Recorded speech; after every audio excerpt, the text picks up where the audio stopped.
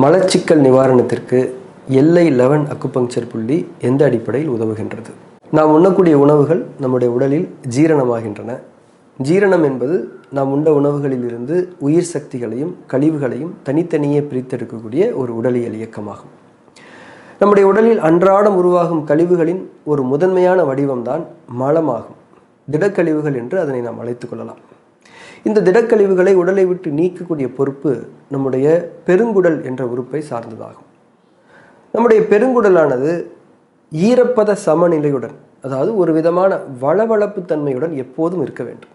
அப்போதுதான் பெருங்குடலினுள் திடக்கழிவுகள் இலகுவான தன்மையில் நகர்ந்து கீழிறங்கி உடலை விட்டு சுகமான முறையில் முழுமையாக வெளியேற முடியும். இவ்வாறு நம்முடைய உடலில் உருவாகக்கூடிய திடக்கழிவுகள் தினசரியும் சுகமாகவும் முழுமையாகவும் வெளியேறாத நிலையையே நாம் மலச்சிக்கல் என்று சொல்லுகின்றோம். மலச்சிக்கலை போக்கிக் கொள்ள L11 என்ற புள்ளியை, அதாவது லார்ஜ் இன்டெஸ்டைன் 11 என்ற புள்ளியை அக்குபங்க்சர் மருத்துவத்தில் பயன்படுத்தக்கூடிய வழக்கம் உண்டு. L11 என்ற புள்ளி பிரபஞ்ச சூழலிலிருந்து பெருங்குடலுக்கு ஈரப்பத சக்தியை கிரகித்து தரக்கூடிய ஒரு புள்ளியாகும். அதனால்தான் அக்குபங்க்சர் மருத்துவத்தில் மலச்சிக்கல் நிவாரணத்திற்கு இந்த புள்ளியை ஒரு முக்கியமான சிகிச்சை புள்ளியாக பயன்படுத்துவார்கள். பொதுவாக அக்குபங்க்சர் புள்ளிகள் என்பவை பிரபஞ்ச சூழலிலிருந்து உயிர் சக்திகளை உடலின் தேவைக்கேற்ப உடலுக்குள் கிரகித்து தரக்கூடிய திறன்களை கொண்டவையாகும். எப்போதுமே போதுமான தண்ணீர் அருந்துதல், நிறைவான தன்மையில் பழங்கள் காய்கறிகள் சாப்பிடுதல், பொரித்த உணவுகள், இனிப்பு பதார்த்தங்கள், புளிப்பு சுவை மற்றும் புளிப்பு தன்மை உள்ள உணவுகளை தவிர்த்தல் அல்லது கூடுமான வரை குறைத்து கொள்ளுதல், தினமும் தலைக்கு குளிக்கக்கூடிய பழக்கம், முக்கியமாக இரவு உணவை எளிமையாகவும் தாமதமில்லாமலும் எடுத்துக்கொள்ளுதல் போன்ற பழக்கங்களை நாம் சரியாக கடைபிடித்து வரும்போது நம்முடைய உடலே பெருங்குடலுக்கு தேவையான ஈரப்பத சக்தி உருவாக்கி கொள்ளும். மலச்சிக்கல் என்ற பேச்சுக்கே அப்போது இடம் இருக்காது.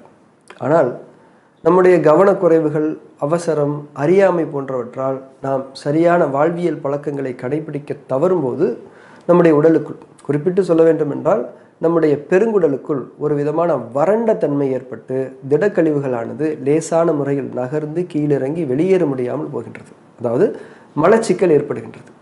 இது போன்ற நிலையில்தான் நாம் அக்குபங்க்சர் மருத்துவத்தை நாடும்போது பெருங்குடலுக்குள் ஈரப்பதம் மற்றும் வளவளப்பு தன்மையை ஏற்படுத்தும் நோக்கில் L11 என்ற புள்ளி பயன்படுத்தப்படுகின்றது. ஏற்கனவே சொன்னபடி L11 என்ற அக்குபங்க்சர் புள்ளி தூய்மை மிக்க ஈரப்பத சக்தியை பிரபஞ்ச சூழலிலிருந்து கிரகித்து பெருங்குடலுக்கு வழங்குகின்றது. இதனால் மலச்சிக்கலுக்கு ரசாயன மருந்துகள் இல்லாத, பக்க விளைவுகள் ஏதும் இல்லாத ஒரு சுகமான நிவாரணம் நமக்கு கிடைக்கின்றது. மேலும் அக்குபங்க்சர் மருத்துவத்தில் இந்த L11 என்ற புள்ளியை ஒரு துணை புள்ளியாகவே பயன்படுத்துவது வழக்கம். அப்படி பயன்படுத்துவது தான் நல்லது. அதாவது SP5, LU9, K3 போன்ற பிரதான அக்குபங்க்சர் சிகிச்சை புள்ளிகளோடு சேர்த்து இந்த L11 புள்ளியை பயன்படுத்தும் போது நிறைவான நிவாரணங்கள் கிடைக்க முடியும். அதோடு சேர்த்து நம்முடைய உடலே பெருங்குடலுக்கான ஈரப்பத சக்தியை உருவாக்கி கொள்ளக்கூடிய வகையில் முன்னர் சொன்ன அந்த வாழ்வியல் ஒழுங்குகளை கடைபிடிக்கும் போது இன்னுமே முழுமையான மற்றும் நிரந்தர நிவாரணத்தை நாம் அடைந்து கொள்ள முடியும். L11 என்ற இந்த அக்குபங்க்சர் புள்ளியை தோராயமாக காலை 5 மணி முதல் 7 மணிக்குள் பயன்படுத்துவது, அதாவது தூண்டுவது, இன்னுமே மேன்மையான நிவாரணங்களை பெற உதவியாக இருக்கும்.